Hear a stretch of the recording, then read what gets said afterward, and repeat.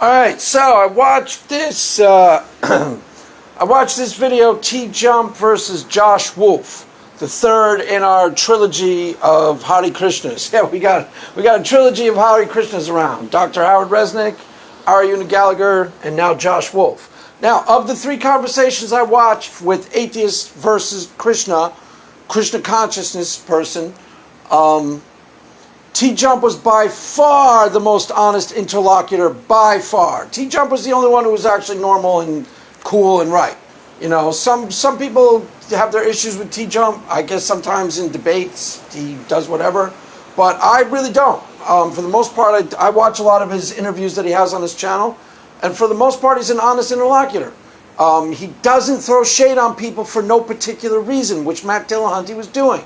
He was having an honest conversation with Josh Wulf, and he was objecting to some of the stuff he said, but legitimately in keeping with his worldview, without unnecessary belligerence and a whole bunch of garbage. He was having an honest conversation. So of the three, he was by far the best. Aaron Ra was the worst. Matt Dillahunty was not that good. Pretty darn not okay. If this is why I suggested to Arjuna that they get Howard Resnick, who of the three was giving the most robust justification for the things he believes. In the conversation I watched with TJump and Josh Wulf, no offense, Josh, Josh seems like a nice guy, but his justification was the least compelling and the weakest. He said it was just a chant, Hare Krishna, Krishna Krishna, Hare Hare. Apparently the song I've been singing is the mantra. Hare Krishna, Krishna Krishna, Hare Hare, Hare Rama, Rama Rama, Rama Rama, Hare Hare. Apparently that's a song from the movie Hair. I actually really like the song. Apparently that's the mantra of the Hare Krishnas. I did not know that. He started saying it in the debate with TJump. I was like, oh, that's actually the mantra. So his justification is you say the mantra. But Howard Resnick's justification was a little bit more robust, a little bit more complete. He said you say the mantra, there's a whole school of philosophy behind it, which included some type of breathing exercises. I think he mentioned Bhakti Yoga or something, maybe, I don't remember. And then there's also the scriptures. Now, that's what's to be expected. Dr. Howard Resnick is, as far as my understanding goes, the guru, and those two are the disciples. But why be interesting to have Howard Resnick and TJump have a conversation is because there were things that Matt Dillahunty was throwing shade on Howard Resnick about for no particularly good reason. So he was just being belligerent and annoying and kind of dense because he was insisting, they got into a 20-minute side argument, and Matt Dillahunty was insisting up and down that there is no such thing as a quality of saintliness. One of the proof of concepts that Dr. Howard Resnick was trying to run, I'm going to combine, when I talk about this, I'm going to combine all three of their arguments into the strongest possible version from what I gathered from all three of them. So if I talk about the Hare Krishna, I'm not exactly sure who I'm talking about, where it came from. I'm going to cite all three of them. But basically the justification, the strongest possible justification was offered by Dr. Howard Resnick. And he said that one of the proof of concept would be the person who participated in their Krishna consciousness school for 4 years or so would start to exhibit a quality known as saintliness. Now Matt spent a good 20 minutes trying to tell him that saintliness wasn't a real quality. It's such an ethereal and vague thing. Who could actually know what it means? Which is totally ridiculous. There was no reason for him to have done that, and it was actually really exasperating. Any intelligent person could that's a real justification with a real world observable phenomena in a human being. Any idiot could tell you that, and you could come up with a set of criteria that you could agree upon ahead of time that would constitute saintliness to any reasonable human being. So why Matt Dillahunty wasted 20 minutes of all our time pretending there's no such category and it was too ethereal and vague? He really did that. And it was totally idiotic. And those of you who are defending Matt Dillahunty, he really did do that, and that's totally idiotic. Yes, sometimes he can be really, really dazzlingly brilliant in these things with the quality of his argumentation. But he's not infallible. And when he's acting dumb, say it for what it is. A couple guys took issue with me in my comment section. First of all, if you're one of those people who criticize me Criticizing me for shouting in my videos is like, duh, it's my video. You rant in your videos. Yeah, no kidding, it's my video. That's like criticizing Richard Pryor. Well, you made a lot of jokes in that comedy routine. Duh, that's what it is. It's my video. It's me ranting. That's what my videos are. It's not a criticism of the video. It's what the video actually is. Me ranting and raving like Craig Reed from New York. It's the video you're watching. It's not a criticism. It's what the product actually is. So that's ridiculous. You know? Did you like that beer? No, there was alcohol in it. It gave me a buzz. That's what beer's supposed to do, dummy. It's what my video is. You don't like it? They're the cat videos. Go watch them. It's my video. It's not real. It's not a legitimate criticism. Nobody actually argued with what I was saying about Matt Dillahunty. Why? Because my criticism about Matt Dillahunty was basically 100% legitimate. Homeboy was being belligerent for no reason, like he does on the Atheist Experience all the time. He does that on the Atheist Experience every call just about. It's getting old on the Atheist Experience too, but never used to do that in a formal debate like this. Why? Because it's not what we're there to see. I don't want to see him waste my time pretending like there's no such category as saintliness when in fact there is, and he could have just been reasonable and agreed to that. If he'd been reasonable like TJump, they could have got somewhere quick. That's why I want TJump to talk to Howard Resnick. Because TJump would probably agree, okay, if you could prove that somebody's saintly, that's proof of concept. Doesn't prove Krishna. Okay? TJump wouldn't be signing off, I'm now a Hare Krishna, sign me up. But Matt Dillahunty was basically, you know, starting a quarrel over something that he could have easily yielded to. Why? Because it was pretty obvious. Now, the one quality that he referenced, saintliness, when I was watching Arjuna the first time, when he was on Aaron Ra's channel, I actually noticed, independent of any prompting from Howard Resnick, I did not know that that was proof of concept for Krishna consciousness till 4 or 5 months later. But I was watching him in real time on Aaron Ra's channel, and I was thinking to myself, wow, this guy seems a lot more patient than your average Tom, Dick, or Harry. Aaron Ra spent the entire hour and a half basically trying to be really obnoxious to him and try and make him look and sound stupid while he was like bullying him and like didn't listen to a single word he said just the whole time, hour and a half, just trying to make him look like an idiot. And Arjuna took it in stride. The most he did was like kind of chuckle about it. He'd go like, okay. That's the most he did. Now, that's not how a lot of people would handle that. Certainly not how I would handle that. I promise you that. You think I shouted my videos? Yeah. Watch me in a video with Aaron Ra for an hour and a half who's trying to make me look like an idiot. Then you'll hear me shout. I don't shout in my videos, guys. Then you'll really hear me shout. Who on earth do you think you're talking to, Holmes? Who on earth do you think you're talking to? That's how I would be. Wouldn't quite be patient and long-suffering, as was Arjuna. I'd be a New Yorker. I'd go full New York. Now I'm like kind of New York.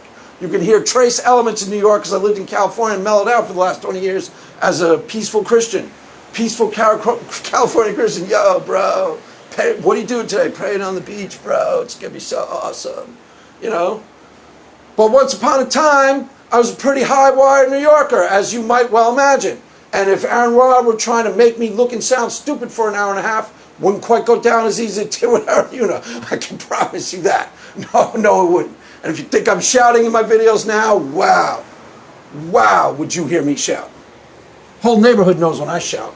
They think I'm shouting in my videos too. Why? Because you can hear me apparently you can hear me across the parking lot when I make my videos. But you can also hear me bellowing like when I'm really shouting, you know. Totally different qualitative experience. So, anyways, getting back to the issue at hand. What were we talking about? So, Arjuna, the first time I saw him, I noticed that guy seems a lot more patient than your average Tom, Dick, or Harry. Didn't think of it at the time, but it was really obvious. So the proof of concept that Howard Resnick says is how we can know that their Krishna consciousness training school does something, is that someone will tend to be more patient and long-suffering. I saw it in real time with my own eyes. So that's an actual legitimate proof of concept. And it was really true. So there was no reason for Matt Dillahunty to pretend like that's not a real quality. Doesn't prove Krishna. Okay, I understand that.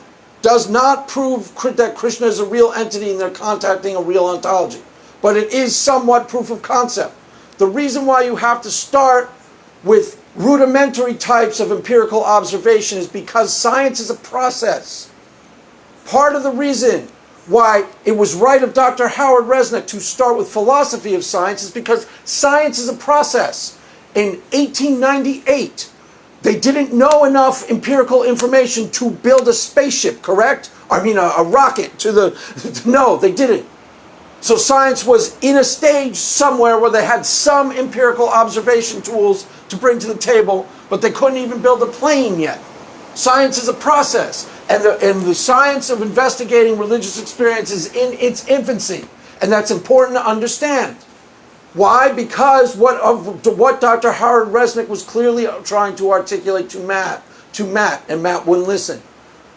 To that you have to go to philosophy of science. Somewhere around 1860, science and religion parted ways. Why? Because religious people said, of course I don't believe in that hocus-pocus mythology, woo-woo artistry stuff. I'm a scientist. I'm super intelligent and rational. Of course I don't believe in that hocus-pocus. And what we have in today's atheist community is people who are existing at the tail end of that sociological movement. That's why they get accused of scientism. That's why they get accused of logical positivism. Both of those movements were born out of a philosophy of science that disparaged and denigrated religion as just too woo artistry to even be in the purview of science. Now that has recently changed. So we now have a science of religious experience just like any other thing. It's a phenomenon on the world, a really, really, truly complex phenomenon, just like any other phenomenon. And the legitimate scientists have now turned their attention to start studying the phenomenon. And unlike atheists, they're not studying it from the point of view of, can't be God, let me prove that it's not God. They're studying it from the point of view of, here's a phenomenon, let me try and rationally understand, analyze, break down, and ascertain what in fact is going on. Not prove ahead of time what I think is going on. That's what atheists do. Can't be God. Can't be God. Why? Because I don't believe in God. More or less, that's the logic. Can't be God. Scientist doesn't do that. They say, here's the legitimate phenomena known as religious experiences. Let's study it and see what's what. It's open-minded, asks open-ended questions. Doesn't ask questions leading to a foregone conclusion. It asks questions to see what's actually occurring. So, that's where we get to the question TJump was asking.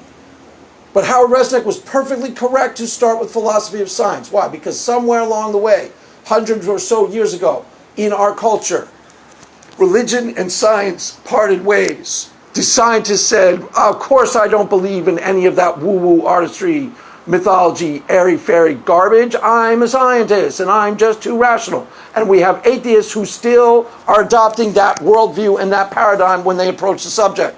And it shows. But it's not how legitimate scientists approach the subject anymore. There's now a science of religious experiences. And again, I would tell you, John Vervaeke, he's a neuroscientist. He is not a Christian. But he perfectly understands this and deals with this in ways that are really up to date. So you can click on his Meaning Crisis series and get up to speed. Why? Because a lot of atheists aren't. They aren't. You guys are gay for science, but generally speaking, it's science circa 1933. Like methodological naturalism and that alone. That tells you a lot. But as even they were trying to figure out way back when, yeah, I'm sidetracking a little, but this is all relevant. William James was using something, trying to bring to the table something called radical empiricism even back then. And his school of inquiry, went nowhere for 100 years, and now it's being readopted, wherein you start to empirically verify for some of the softer phenomena, like psychology or intuitions or hunches, spiritual phenomena, things like that. They can all be empirically verified for. So what TJump is asking can be shown or demonstrated to be the case. How do we differentiate between Krishna of your imagination and a Krishna that's really occurring? Do you understand what I'm saying? So the question TJump was asking can actually legitimately be answered. And Dr. Howard Resnick was in the process of actually trying to answer that to Matt Dillahunty, giving the rudimentary forms of proof of concept and empirical observation. And he was 100% correct. As I said, I observed with my own eyes a quality in Arjuna prior to me being prompted that that's one of the proof of concepts of Krishna consciousness, that he was a lot more saintly, a lot more patient than your average Tom, Dick, or Harry. So one of the proof of concept that Howard Resnick was trying to bring to the table was 100% observable and knowable. He was right. and there was no reason to start a quarrel with him. It should have just yielded. Should just yield. If someone's telling the truth and they're right, just listen and yield. Should be simple. It's called be honest. TJump is usually honest, guys. That's why you should stop knocking TJump. Why? He's usually pretty honest. You know, he believes what he believes, and he'll try to argue for his worldview, but for the most part, he's doing it with integrity. Light years, night and day compared to Aaron Ra and even Matt Dillahunty. Yeah, unfortunately, Matt Dillahunty. Yeah, Matt Dillahunty normally doesn't act like that in debates. Atheist experience, that's all he does. Run shade, you know, bellow, bully, act stupid. Doesn't let anybody have a conversation, articulate anything. There's no point in doing that. If you're right, okay, prove you're right by letting the person have a fair hearing, listening to their points, and then coming up with a counter argument that's convincing. That's how you prove you're right in the normal world. You don't shut people off, hang up on them, you know, talk over them, demand, or go, start huffing and puffing. You don't do that. That's what Aaron Ra does. It's not worth talking to him. So TJump doesn't do that. So TJump and Howard Resnick can actually get somewhere real, where they have some rudimentary form of epistemological warrant for the things that they are asserting. Now, let's get to the actual claims and bring this back to the real world of good old USA and Christianity. No offense, guys, but Sky Fair is pretty weak. No offense, guys, but when they're handing out religions, you guys are out taking a leak. Why? Well, I mean, okay, so my Sky Ferry, okay, proof of concept for Christianity. We got, our guys are flying all over the world in cool jets, collecting money, and they're rich. You know, proof of concept for Hare Krishna. Wow, they're a little more saintly than your average Joe. Okay, big deal, guys. So I think I'll stick with my Sky Fair. I think I'll stick with Christianity. Why? Because our guys are flying all over the world in cool jets. That's proof of concept. All right, I'm kidding. Oh my God, I'm kidding. So, let's take it back to the real world of Christianity. The only reason why I latched onto these guys, and again, I'm not trying to prove Krishna to you, right? I'm a Christian, so I don't have a dog in their fight. But I'm an honest person, and I can listen to people making plain sense. Why cannot Matt Dillahunty do that? There's no excuse for it. TJump can do it. Why couldn't Matt Dillahunty do it? Because that guy was offering legitimate justifications for his religious convictions. And Matt Dillahunty was pretending those categories are too ethereal to even be understood. Pretending. Jerking his chain. And all of our chains, might I add. So, why do that? Don't know. There's nothing to be gained. It wasn't proving Krishna. It was just some rudimentary form of proof of concept. Now, science starts with rudimentary forms of proof of concept. That's why I say religion and science, the science of religious experiences in its infancy, which is a very important fact, and it cannot be overlooked. Why? We did not build rocket ships in 1903. We started off with rudimentary forms of investigation in the field of whatever rocketry. I don't even know what the field is called. Space. I don't know. Rocket ship buildings. Not even sure if we knew you could build a rocket ship in 1903. So we start off where we are at in the process. Now, when they are doing their chants, when I'm doing my religious experience, okay, when we are participating in the religious experience, you ask me, how do you know that it's God, Craig? And I answer you, it authentically feels like, in the actual experience itself, really convincingly and really compellingly, feels like what the Bible describes as the Holy Spirit of God. That's what it authentically feels like. That's a real answer. That's a real answer.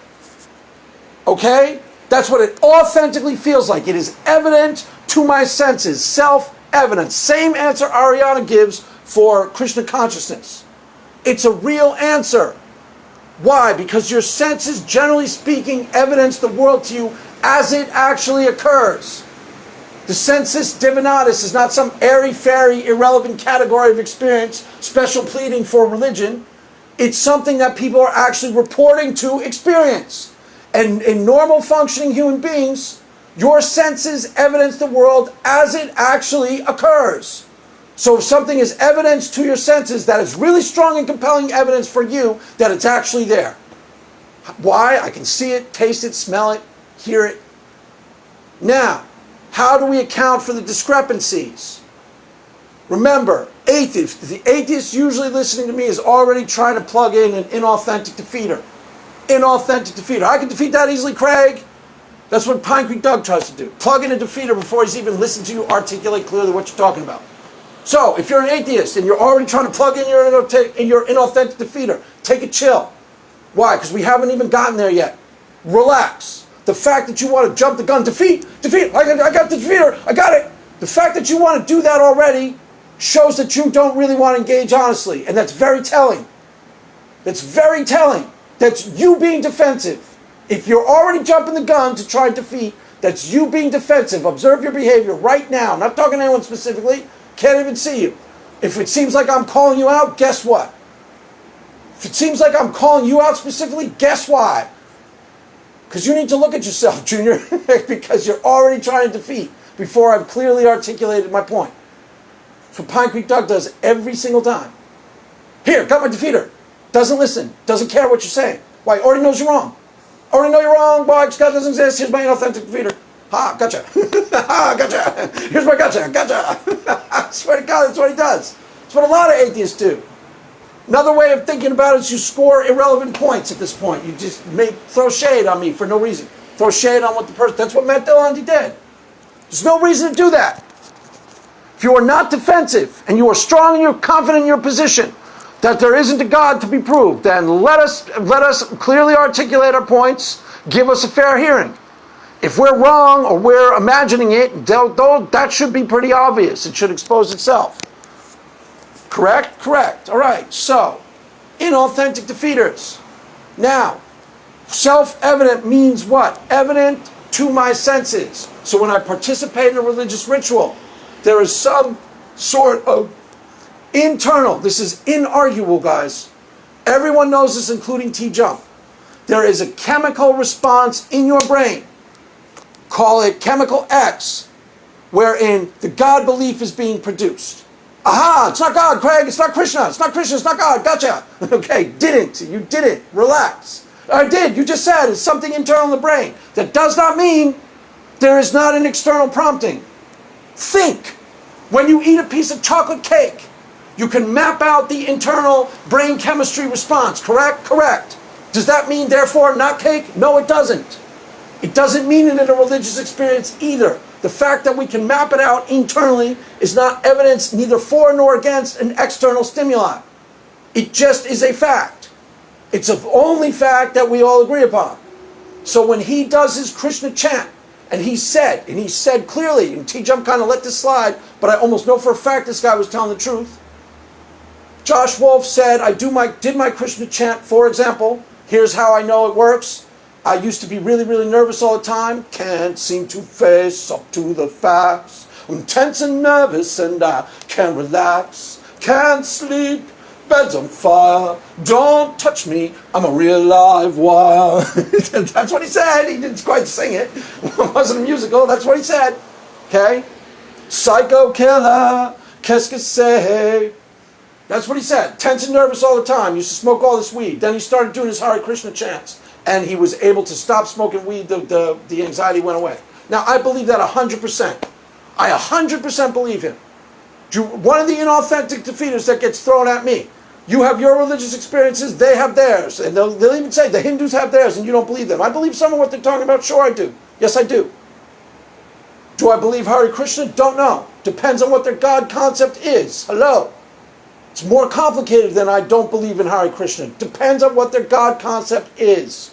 Like I said, guys, this is really complex stuff. A lot of variables going into effect in religious experience. Some of them are cultural. Some of them are, socio-cultural variables. That was a little aside, but it needs to be said. Why? Because that's the inauthentic defeater. You believe your religious experiences, Craig, and there's a Hindu somewhere who believes his religious experience and you don't believe him. Well, as a matter of fact, I kind of do believe him. And I'm pretty sure I can account for it all. Pretty sure I can account for it all. Matter of fact, I'm almost positive. So, he claims he does his Hare Krishna rituals. Now, TJump just let this slide. Didn't pick up on this. But this is relatively important, I would say. Because I believe him 100%. I'm almost positive that's true.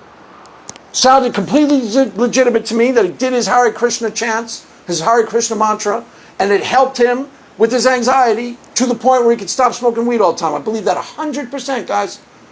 So what's actually going on? Okay, there is, at the very least, what we can all agree upon, even the most ignorant and bellicose of atheists can agree upon the fact that there's an internal chemical prompting, that he is doing something to his brain chemistry when he participates in his rituals.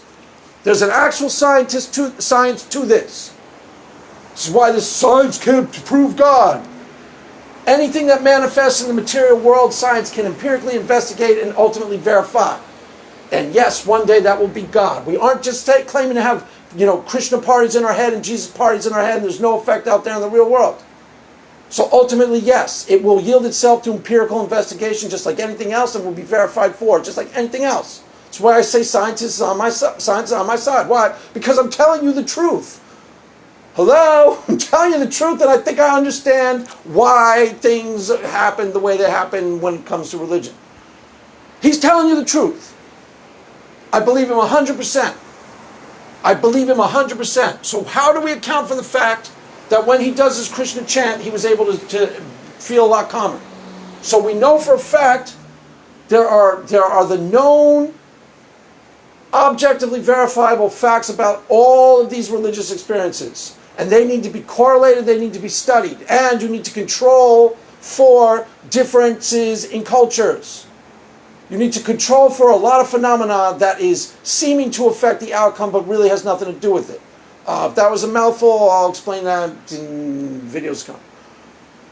So, he is definitely doing at least prompting some sort of internal physiological response. We all know that, including TJump. Okay?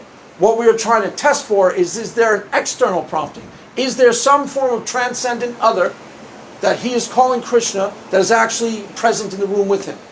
Now, let's take this back to the real world of the good old US of A, and let's leave their little sky fairy behind for the time being, because that's the relevant question. Okay? The real world. Yeah, they're ultimately their sky fairy is pretty lame. As I said, show me the money, guys, then we'll sign up. Just fly around in cool jets, and we'll sign up for your Krishna consciousness school. Till then, whatever. So you're a little bit more saintly than the average Joe. Big deal. Big deal. My guys are flying around in cool jets. So let's take it back to the real world, good old US of A. There is some form of phenomena being reported. In that phenomena, organically being produced by the practitioners of that phenomena, is a property that we will call God belief, that is actually occurring.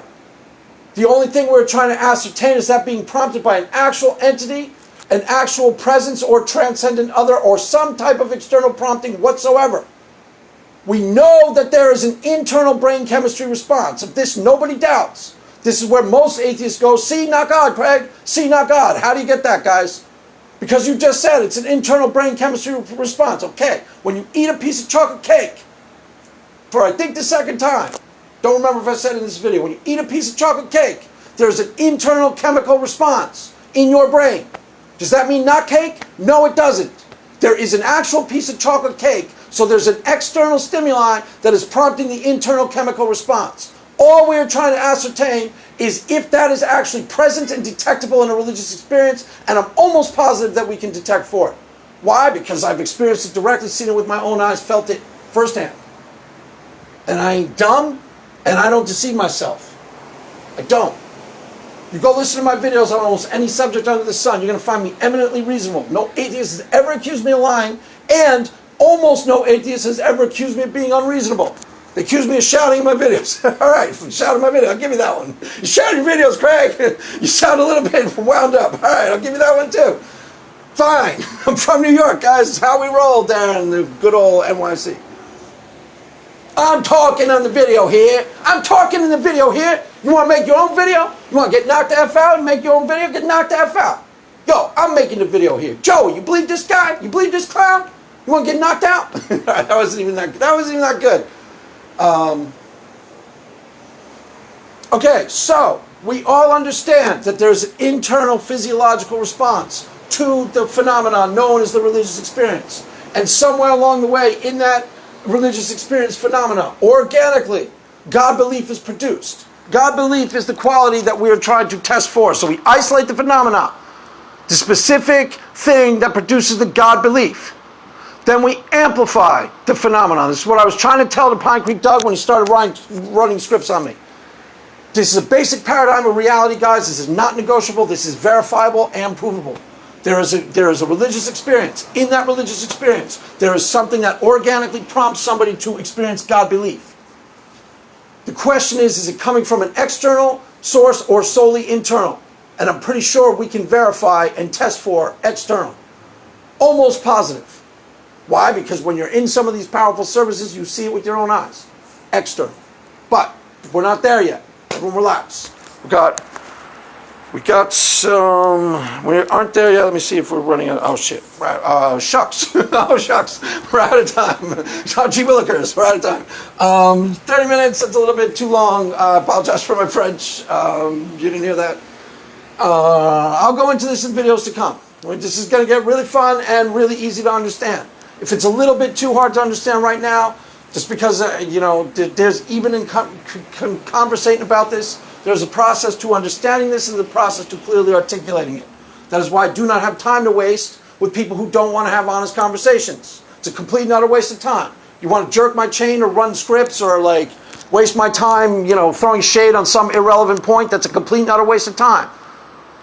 Honestly, trying to get somewhere real, and I'm pretty sure that I can demonstrate to you the things that I believe are clearly rationally justified and clearly occurring in the real material world. Why? Because I honestly am experiencing as thus. And what I will break down for you is a process of isolating the phenomena. And this is a scientific process, guys. There's a methodology to this. And it's actually empiricism. Really is. So the mythology that science can't test for God is mythology. Yes, anything that manifests in the material world, including a sky fairy or a deity or a spaghetti monster, we can test as soon as it's claimed to have broken the plane from the immaterial to the material. We can test and verify for that. Any and all times, 100 times out of 100. And either prove that there was nothing there or prove that there was something there. We prove there's something there, game over. And I'm pretty sure we can. Pretty sure that we can. Why? Because it's evident to my senses. And normally speaking, my senses are trustworthy. Your senses are sometimes not reliable. But in normal circumstances, something's really clearly evident to your senses in a really powerful and convincing way. It's 100% real to you. Again, we're talking about qualia. The idea that you can be mistaken is a little bit incoherent. As the example I used, you jump in a pool. What are you doing? I'm swimming in a pool. How do you know? It's an incoherent question. It's 100% real to me. I'm either swimming in a pool or I'm crazy. I'm either swimming in a pool or I'm completely and utterly insane beyond all hope of recognition of even talking to me. So I would answer you like, bleep X, Z, nah. I wouldn't even be able to answer you. I'd be so crazy. Bleep X, Z, nah. That's how I know. That doesn't make any sense, Craig. Okay. I'm swimming in a pool. If I'm swimming in a pool and I'm not, something's way off. So normally speaking, under normal circumstances, your senses evidence the world to you as it actually occurs. So I would say potentially there's some form of transcendent other that these wackadoodles from Hare Krishna are participating with. That there's some form of transcendent other that they're probably participating with. Yeah, that's my guess. There is. What it is, I don't know. Depends on their God model. I don't know. That's my guess. But normally speaking, if they seem sane to me, and if they're saying it is evident to their senses, evidence to their senses normally means exactly that. That is how you experience the world that you live in. It's evidence to your senses. How do you know there's a cat in the apartment? I see it with my own eyes. It is evident to my senses. Now, again, here comes the inauthentic defeater. I can practically hear it. Well, what about if you see an invisible unicorn in your kitchen? Is that evident to your senses? It's not what we're talking about, guys.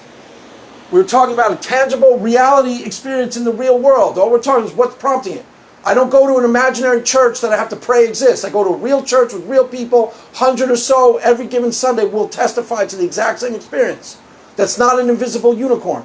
That's the fact that you want to compare it to something outlandish is a tell. And it's a tell that you don't really want to discuss this in any real and meaningful way. You want to compare it all automatically to something outlandish, you didn't really listen at all. Why? Because there's nothing outlandish about what I do on Sunday. I get in a car that works, and I drive to an actual, real, material church, all of which is there and actually occurs in the real world, not praying that it exists. And in that real, material church, a real, material worship service starts, and there's at least 100 people who will give testimony to the exact same experience that I am participating in, and they will tell you word for word. No, that's not proof. And some of you are automatically saying, I had that experience once upon a time too. We're not sure that's the exact same experience. I'm not signing off on any church experience anywhere in the United States. Why? Because there are differences. Qualia is content specific. Qualia is content specific. Qualia is content specific. It's not any old church in the United States of America. It's the one specific church I go to. And that church was carefully selected by me and my wife. Hello? We didn't just drive to any church and expect to have the same experience. So the fact that you attended some churches somewhere isn't the same thing. Do you understand? Qualia is content specific. First of all, the church my wife and I go to was carefully selected for. And we tried a few churches before we stuck with this one.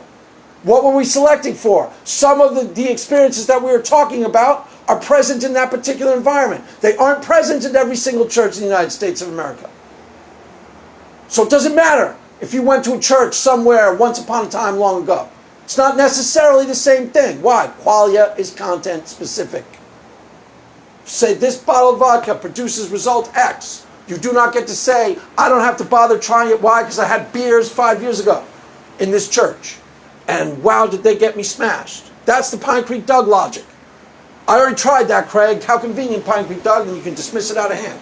I don't think you tried exactly what I'm describing. You tried something similar. I'll give you that. Something that sounds like the same thing to you, I'll give you that. But the only person who can tell you if it's the same thing is me. Why? Because I'm the one describing the experience. It is my experience that is being described. And will ultimately be, it is the experience I am describing. Not any old religious experience in any church under the sun. I do not sign off with that as the exact same thing. It's not necessarily the same thing. And I'll go into how they can be so different. Because a low-resolution spiritual experience, a spiritual experience that is not very powerful and not very convincing, occurs all over the United States every single day of the week. And Matt Dillahunty says, going on a little too long, but Matt Dillahunty says, I once upon a time had a religious experience in a church, but then I had the same experience in a concert, so I know it's not God. Well, wrong. Because a concert is a low-resolution spiritual experience too. So I'm saying you guys got to start thinking. This is a lot more complicated than you're willing to actually even start the process of thinking about it clearly. A concert is a low-resolution spiritual experience too. There is a God that makes complete and utter sense. When I told my mom about my first couple numinous experiences I had, she said, I've had those experiences too. The only places in the world I've had them is at concerts, art museums, and church. Numinous experience closely parallels the artistic experience. Again, you eat a piece of cake. It produces brain chemistry. Okay? Doesn't mean there's not cake. It means there's an external stimuli that we can clearly see. That's the only difference. Is in the case of the cake, we can clearly see it. All of us. In the case of the religious experience, some of us can clearly perceive it. The rest of you don't believe us.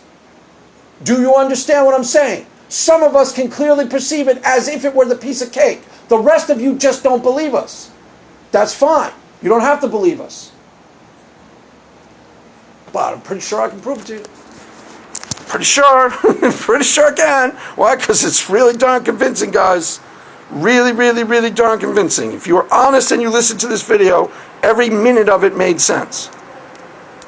If you're dishonest and you listen to this video, you're going to say something stupid in the comment section, meaningless shade on some irrelevant detail. Because that's what you do. That's what the dishonest atheists do. They throw meaningless shade on some irrelevant detail. If you're honest and you listen to it, every single minute of it made sense. You don't have to believe me. You don't have to believe in God. But there is a path to exploring this honestly and above ground with integrity as a legitimate scientist would. And yes, we can empirically verify for religious phenomena and rule out possibilities. So whoever told you you can't do that, they're mistaken. You can. So, there you have it, kids. That's all for now. Yeah, I gave you a lot to think about, but whatever. Put your brain to work. Let's start thinking. Put your brain to work, you know. It's not rocket science. Nothing I said is beyond the grasp of anybody who listened to me. It all makes perfect sense. All makes perfect sense. And I'm pretty sure I said it right in this video. So, you know, I'm not expecting to see some douchebag atheist throwing shade on me for no particularly good reason. If you've got a legitimate objection to what I said or a legitimate question, that's completely fine. You know, but that's not what some of you do. Now, I'm not talking to every atheist. Some atheists are perfectly cool. Some atheists are nice and you can have normal conversations with them. That's why I have them on my channel. Some of you just throw shade for no particularly good reason. It's tell. It's tell. It really is. You don't want to believe me. it's really what that indicates. Yeah, it really does. But that's for another day. Oh, yeah, it really does. Oh, yeah. So, anyways, that is all for now, kids. Mass ended. Go in peace. Amen.